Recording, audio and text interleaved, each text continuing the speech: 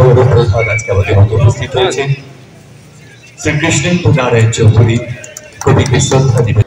সম্প্রীতির বার্তা দিতে কবিগুরু রবীন্দ্রনাথ ঠাকুরের ১৬৪তম জন্মজয়ন্তী পালন করল ইংলিশবাজার পৌরসভা ও মালদা শিল্পী সংসদ।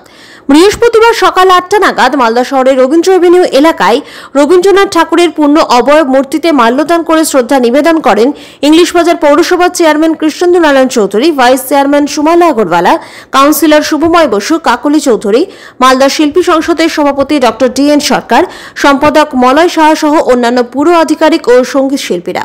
বর্তমানে সারা বিশ্ব জুড়ে দাঙ্গা ও হানাহানির খবর উঠে আসছে শিরোনামে।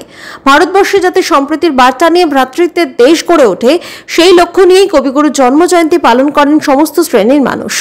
এদিন রবীন্দ্র মূর্তিতে মাল্যদান ও রবীন্দ্র নৃত্য সঙ্গীত পরিবেশন করে পালন করা হয় বিশ্বকবির জন্মজয়ন্তী উৎসব।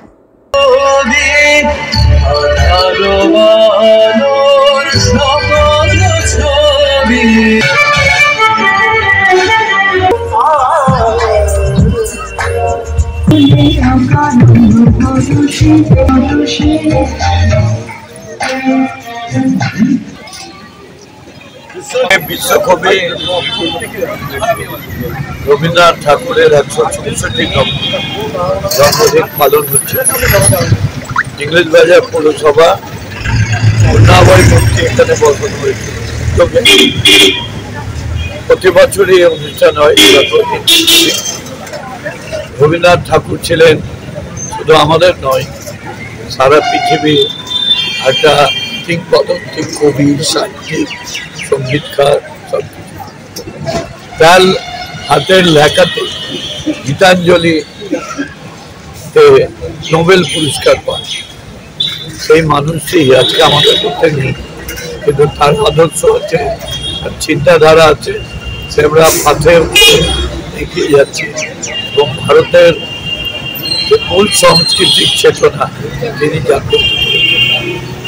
পাথর ছাড়াই প্রতিকার সম্ভব। মালদার প্রাচীনতম ভৃগু বংশ জ্যোতিষী পণ্ডিত S শাস্ত্রী। দাম্পত্য সমস্যা, বিবাহে বাধা, ব্যবসায় অবনতি, পরীক্ষায় অকৃতকার্যতা, ভাগ্য গণনা, গোষ্ঠী বিচার, ঠিকুচি গোষ্ঠী এবং মৃত্যু ছাড়া সকল সমস্যার সমাধানের জন্য যোগাযোগ করুন জগদম্বা জ্যোতিষ কেন্দ্র, বিবেকানন্দ স্কুলের পাশে, মালদা। মোবাইল 09733027832 অথবা 09332056956।